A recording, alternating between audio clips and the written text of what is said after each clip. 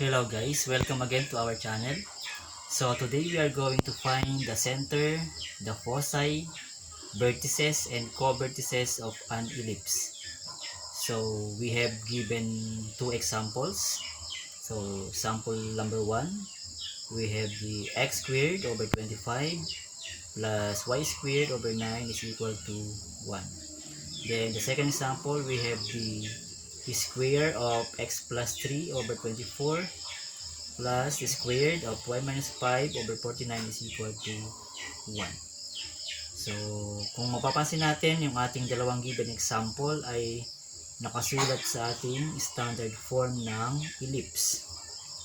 So, papaano natin kukunin ang coordinates ng center, ng foci, ng vertices and co-vertices kapag ang ating equation ay nakasulat sa standard form. Okay, so let us begin. Let us write x squared over 25 plus y squared over 9 is equal to 1. So, from this given example, madali nating makikita kung nasaan ang ating center. Since ang ating given ay x squared and y squared, so ibig sabihin, ang ating center niya ng ating ellipse ay nasa origin. Ibig sabihin, so we can write the center. So our center, the coordinates of our center is 0, 0. Okay. So, how about the vertices and co-vertices, the foci of an ellipse? So, let us begin with the vertices first. So, from our given example, so we have 25 as a denominator of the first term and 9 as a denominator of the second term. So, from our standard form, so this 25 is our a squared and 9 is our b squared. So, tandaan lang natin kapag ang unang nating denominator ay mas malaki kaysa dun sa pangalawang denominator, ibig sabihin, ito yung ating value ng a squared at ito yung ating value ng b squared. Pag nagbaligtad naman, let's say example na mas malaki ang ating denominator ng unang term natin kaysa doon sa ating second term, so ibig sabihin, ito ang ating b squared at ito ang ating a squared. So, meron tayong a squared is equal to 25. And then, so to get the value of a, we can get the square root of a squared and the square root of 25. So the value of a is equal to 5. At the same time, our b squared is equal to 9. Therefore, by getting the square root of b squared and the square root of 9, so we have b is equal to 2. Okay. So, based on this given value ng a at saka ng b, paano natin makukuha ang coordinates ng ating vertices. Okay, vertices. So, ano ang magiging coordinates ng ating vertices using a equals 5 and b equals 3? So, let us first study the parts of an ellipse. So, this is our ellipse and we have two axes. This axis is what we call the major axis. So, kung alin yung mas mahaba na axis, so siya ang tinatawag dati na major axis. And this one, which is the y-axis, ito ang tinatawag naman natin minor axis, yung mas maikli. Okay? In this ellipse, ang ating ellipse ay horizontal. So, pag sinabi natin horizontal, mas yung ating major yung ating major axis ay nandun sa ating x-axis. At yung ating minor axis naman ay nasa y-axis. Pero pagka siya ay nagbaligtad, let's say, ganito ang mangyayari. For example, so, ang tawag natin sa ating ellipse, the ellipse is vertical. Wherein, yung ating major axis ay nasa ating y-axis at yung ating minor axis naman ang nasa x-axis. Okay. So let us go back to these parts. So according to the parts of our ellipse, so this is the center of our ellipse. Center. In our given example, ito ay nasa gitna. So this is the origin. Then yung A natin, yung tinatawag nating A, this is the distance. The distance between the center, ito yung ating between the center and the vertices. So this is our vertices, B sub 1 and our B sub 2. So yung ating A, this is the distance between the center of the ellipse and the vertex of the ellipse. So ibig sabihin, kung meron tayong value ng A kanina, which is equal to, value of A is equal to 5. Therefore, mula dito hanggang sa ating B sub 2, or let's say sa B sub 1 natin, meron tayong 5 units. So, ito yung ating A. How about yung B natin kanina? So, we have the value of B which is equal to 3. So, ibig sabihin, this distance is equivalent to 3. Also, this one is equivalent to 3. Then, ito yung ating tinatawag na vertices, B sub 1, B sub 2. And yung ating covertices ay yung ating W sub 1 represented by letter W. And yung ating pangalawang covertices, covertex is the W sub 2. Okay, so, balik tayo sa ating answer. So, if we have the value of A which is 5, since ang ating center ng ellipse ay nasa origin, so we can write the coordinates of the vertices. Let's say we have B sub 1. So we have so the first one is a B sub 1 from this point to this point. So we have 5 units to the left of the x-axis. Therefore, we have negative 5, 0. Dahil ang ating origin ang center natin nasa origin, so 0 ang kanyang y. And then we have the B vertex 2. So from this point to this point as our B sub 2. So this is our B sub 2. Therefore, we have 5 units to the right of the x-axis. So we have positive 5. Therefore, the coordinates are 5, 0. Okay, so ito ang ating coordinates ng ating vertices. So let us proceed to our co-vertices. Okay, so co-vertices, this is our co-vertices. We have W sub 1 and W sub 2. So we have the value of B which is equal to 3. Therefore, we have 3 units from the center downward of the y-axis, and we have 3 units upward of the y-axis. Therefore, this point W sub 1, so W sub 1, so we have the coordinates. Coordinates natin, since 3 ang B natin, we have 0, 0, negative 3. Okay, and our W sub 2, So this is our W sub 2. So ibig sabihin, meron tayong 3 units upward. So we have positive 3. Therefore, the coordinates of W sub 2 are 0, positive 3. Yan. Okay, so meron tayong center, vertices, covertices, and ang nawawala lang natin is the foci. So,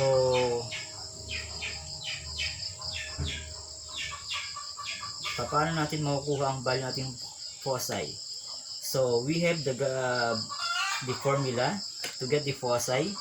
So, the foci, if we are using this our diagram, the foci is this point. We have f sub 1, foci, focus number 1, and focus number 2.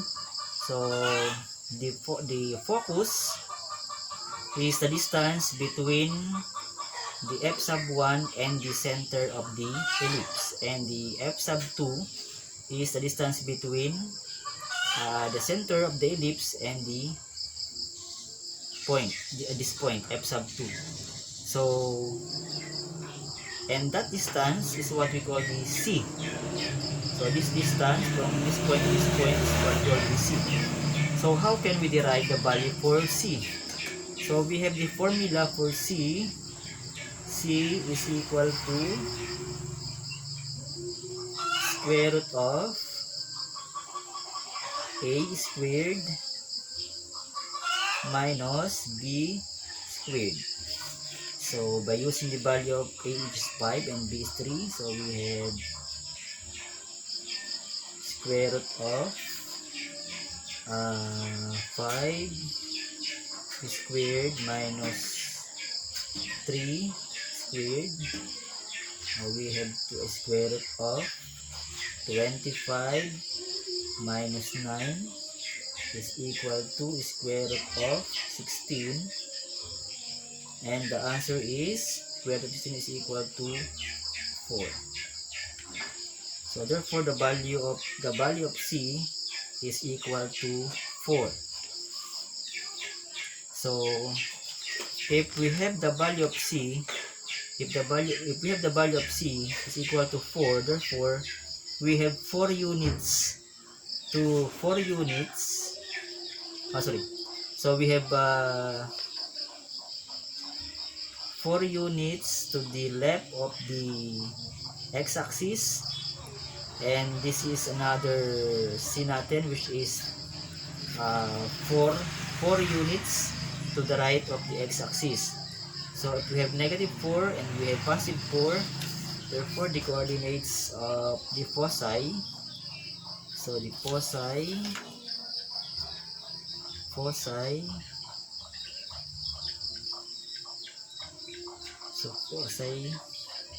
f sub 1, the coordinates natin is we have, since we have 4 units to the left, we have negative 4, 0, and then f sub 2, since it is 4 units to the right of the x-axis, so we have positive 4, 0. So therefore nakuha na natin ang ating center, vertices, covertices, and the foci of an ellipse. Okay, let us graph our center, foci, vertices, and covertices of the given ellipse. So our center is at 0, 0. So therefore this is our center of the ellipse. Then vertices, so we have b sub 1 is equal to negative 5, 0. So this is our b sub 1, negative 5, 0. Then b sub 2 is 5, 0. So this is our b sub 2. Then our covertices, so w sub 1 is equal to 0, negative 3. So we have 0, negative 3. So this is our w sub 1. coordinates natin ay 0, negative 3. Then our W sub 2, so 0, 3. So we have 0, then positive 3. So this is our W sub 2 with the coordinates of 0, 3. Then our foci, F sub 1, where we have negative 4, 0. So this is our foci, negative 4, 0. This is our F sub 1 with the coordinates of negative 4, 0. And then our F sub 2, we have 4, 0. So this is our F sub 2 with the coordinates of 4, 0. Therefore, we can now draw our ellipse. So our ellipse is this. This is our ellipse. Okay. This is our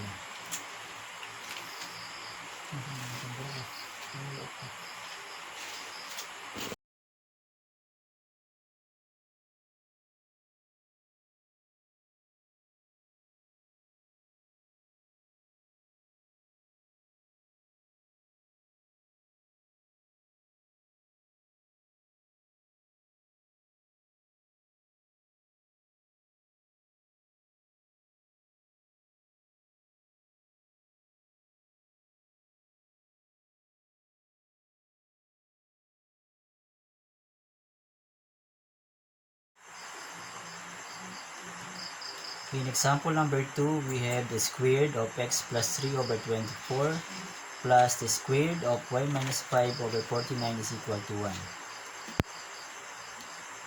If we notice in our second example, so we have the squared binomial of the first two terms.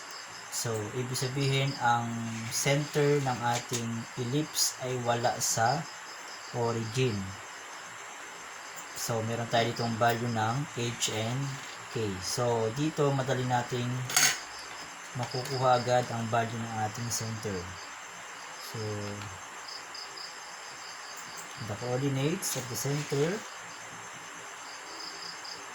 So, kung ano yung ating, this is our h and this is our k. So, to get the value of h or the coordinates of the center, we need this h and k, but to get the coordinate, so we are going to use the additive inverse of the h here.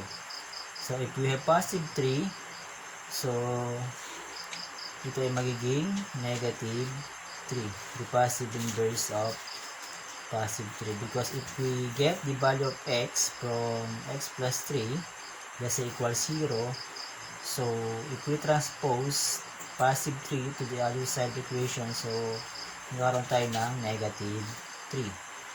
Then the y coordinate, so we have k negative 5. Since this is negative 5, the additive inverse of negative 5 is positive 5. So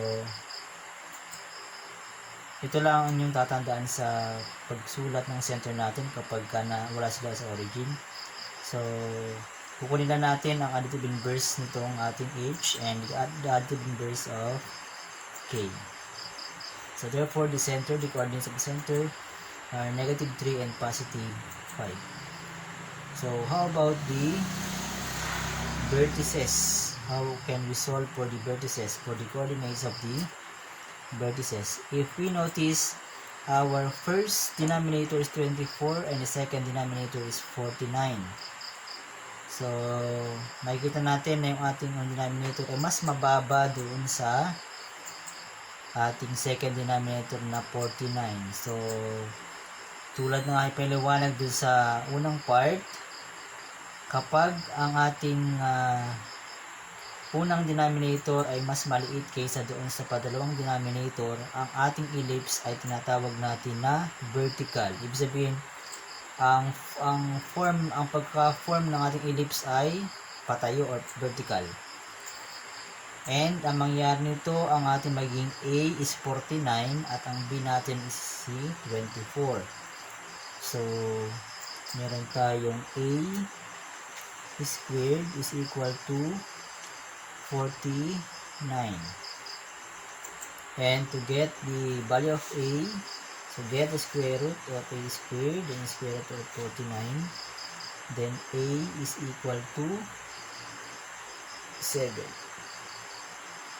And then B squared is equal to 24. So to get the value of B, get the square root of B squared and square root of 24. B is equal to, since 24 is not a perfect square, we can factor 24, so we can have 4 times 6, and then let us get the square root of 4, which is 2. Then we have the 2 times the square root of 6. So this is the value of B.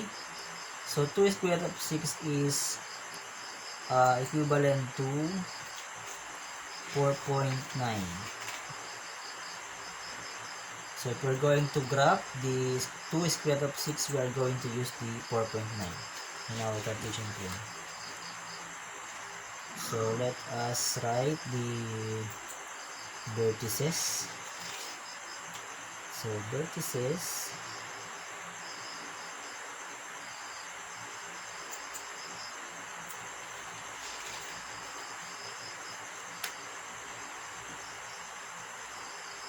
okay, so to get the vertices, we should sketch the graph first. Dahil kailangan nating makita kung nasa ang kanyang center. So let us graph first the center of our ellipse. Ang center natin ay nasa negative 3, 5. So negative 3 ng x and then positive 5 ng y. So negative 3 and 5. So this is our center of ellipse. This is our center, which has the coordinate of negative 3, positive 5. So to get the vertices, since our ellipse is vertical, so ang ating major axis ay nasa ating y-axis ngayon. So kung meron tayong value ng A which is 7, so since A is the distance between the vertex and the center of the ellipse, so we are going to count 7 units downward to get our B sub 1.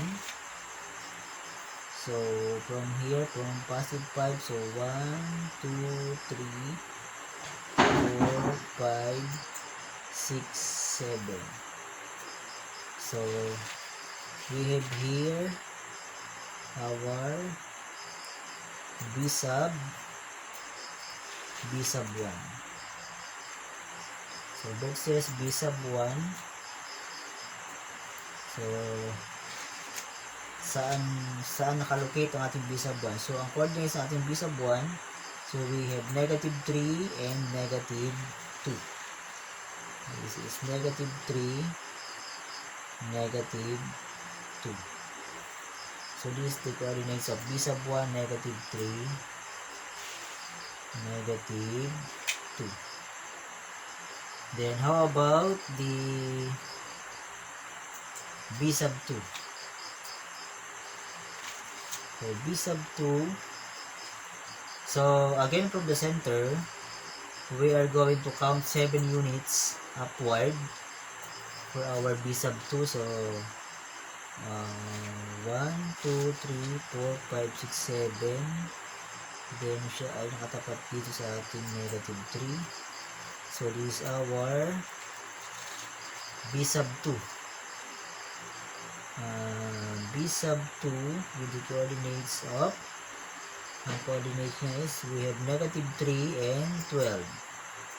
Negative 3 and positive 12. Therefore, the coordinates of B sub 2 is negative 3 and positive 12. So, pagka itong ang ating center ng ellipse ay wala sa origin, kinakailangan nating mag-sketch ng graph bago natin makuha ng maayos yung ating B sub 1 and B sub 2 using the value of A.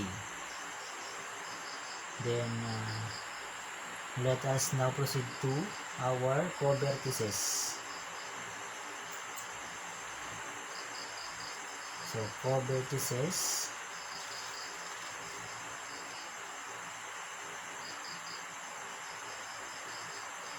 W sub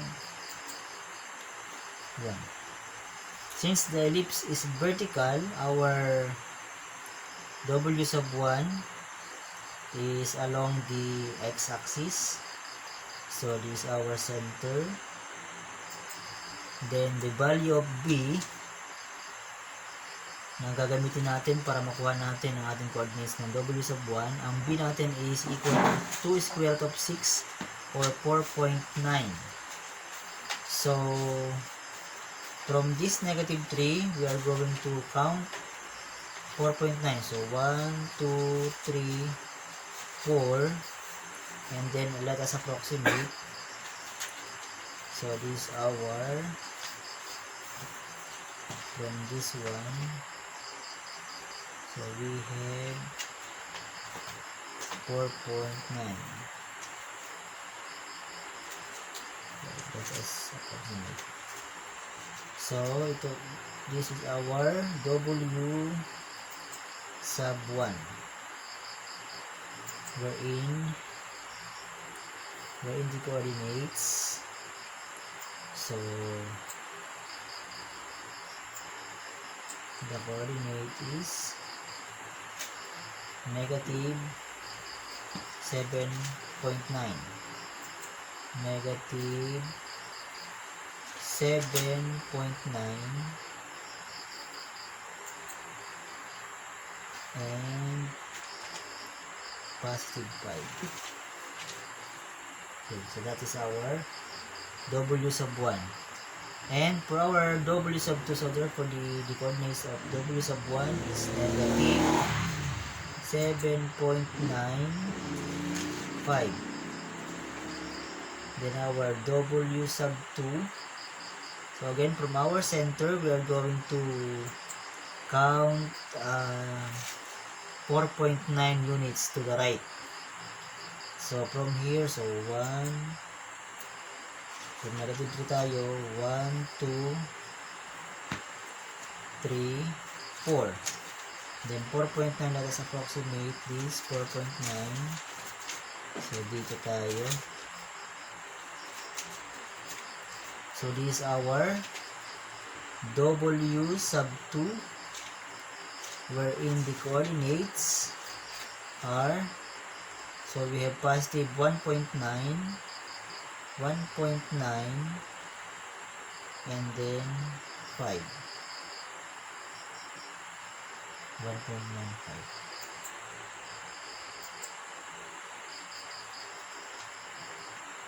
Okay, so we can now draw or sketch our ellipse.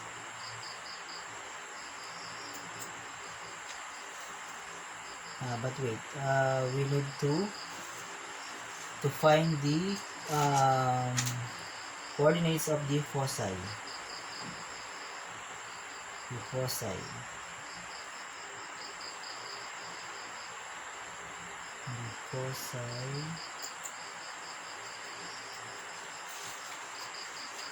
So in finding the coordinates of the foci, so we are going to use the values of A and B to get the value of C. So we are going to use the formula C is equal to square root of a squared minus b squared. So, pagka given natin a and b, and we are going to solve for c, this is our formula. C is equal to square root of a squared minus b squared. Para makuha natin yung ating c, or yung distance between the center of the ellipse and the axis. Especially the x-axis for this example. So, let us compute. Okay, by substituting the value of a to our formula, so we have square root of 7 squared minus b natin is 2 square root of 6. So we are going to use this 2 square root of 6. So itong ating 4.9 ginamit na natin para din sa pag-sketch ng ating graph para mas madali tayong mag-sketch. But for our computation, we are going to use the value of b, which is equal to 2 square root of 6. So we have 2 minus 2 square root of 6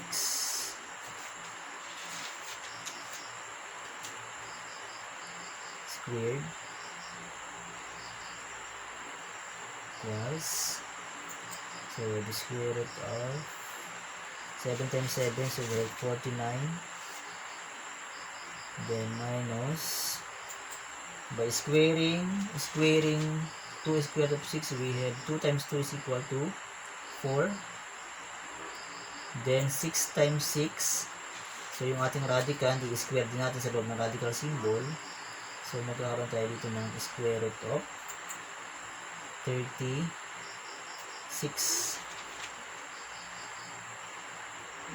Then, so just simplify, square root of 49 minus, so square root of 36 is 6, then multiply by 4, so 6 times 4 is equal to 24. Then by subtracting 49, by subtracting 24 from 49, so we have square root of 25, and then the answer is equal to 5. Therefore, the value of c is equal to 5. So, by using c, which is 5, so from the center, so we have, since 5 siya, so we have 1, 2, 3, 4, 5. So this is our